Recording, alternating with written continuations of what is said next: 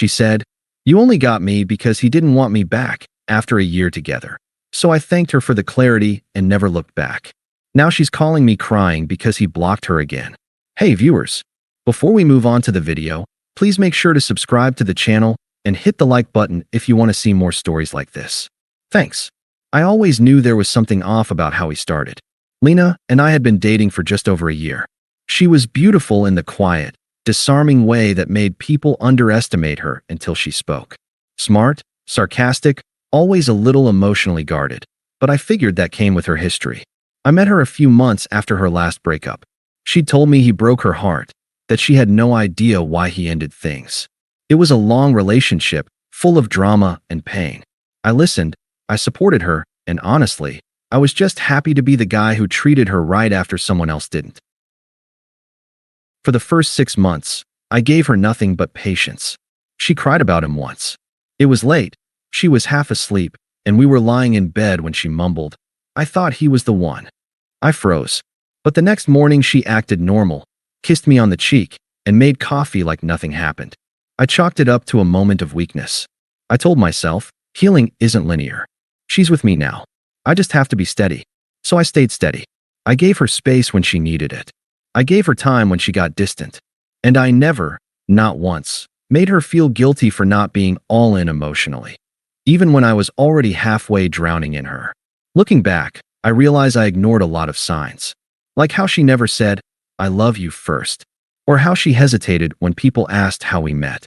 Or how she seemed to light up when she bumped into mutual friends of her ex, even if she pretended otherwise afterward. But I thought I could earn her trust. I thought if I showed up for her every single day, eventually she'd let me all the way in. I didn't grow up with a lot of stability, so being with someone who needed mine made me feel useful, important. I didn't realize how dangerous that can be, loving someone who only sees you as safe, not special. Still, I meant every word I ever said to her. Every plan I made. I never cheated. Never raised my voice. Never made her feel small.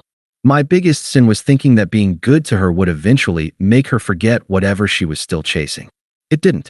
And the night she finally told me the truth, it hit harder than anything I ever saw coming. It happened on a Tuesday night. We were sitting on the couch after dinner, something stupid playing on Netflix in the background. She had been quiet all evening, distant in that way she got sometimes, like her body was present, but her mind was somewhere else. I asked gently, "Everything okay?" She didn't answer right away.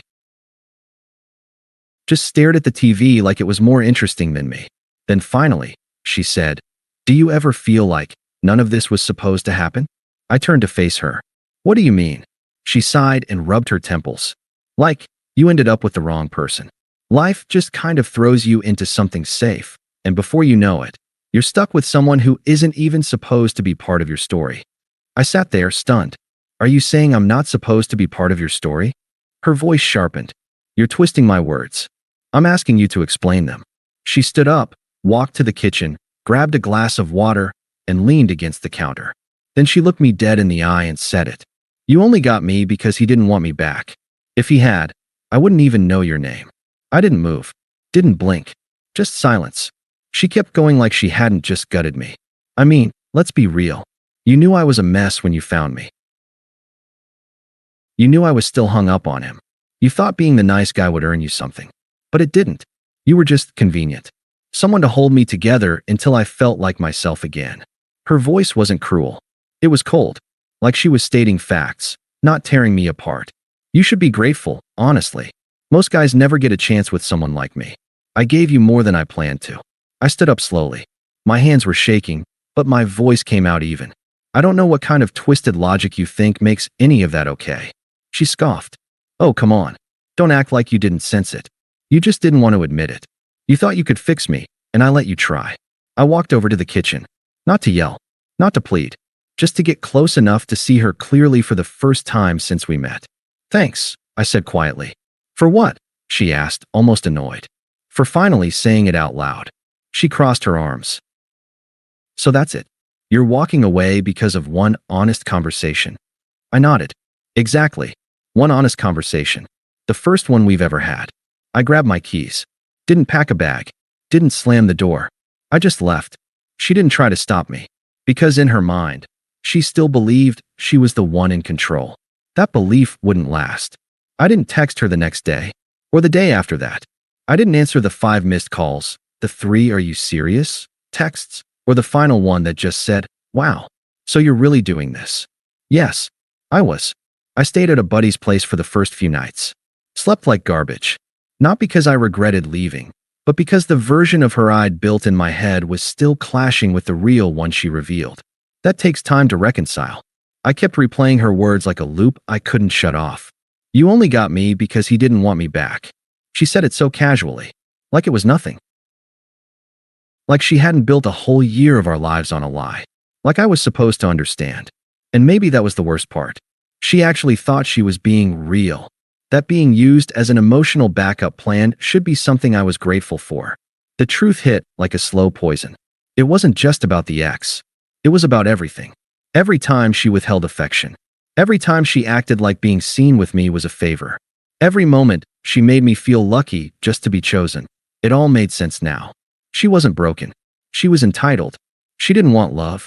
She wanted an audience. So I cut her off completely. No calls. No explanations. No drawn-out closure. I returned her things through a mutual friend. Texted him the address and said, "Please drop this off. I'm done." I untagged myself from every photo. Changed my number. Started hitting the gym again. Cooked my own meals. Took long walks. Reread books I hadn't touched in years. There was no grand revenge glow-up. Just a quiet, steady return to myself.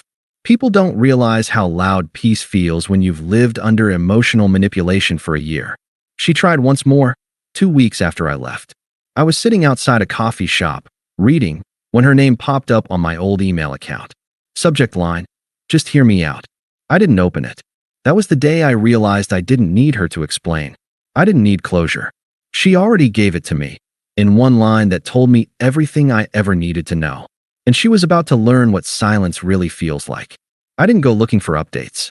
But the world has a way of dropping them on your doorstep anyway. About a month after I left, I got a message from a mutual friend, someone who had always been more her friend than mine. She wasn't reaching out to play messenger. She just wanted to vent.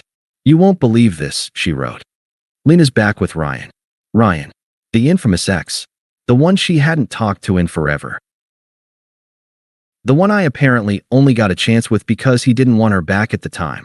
Now apparently he did.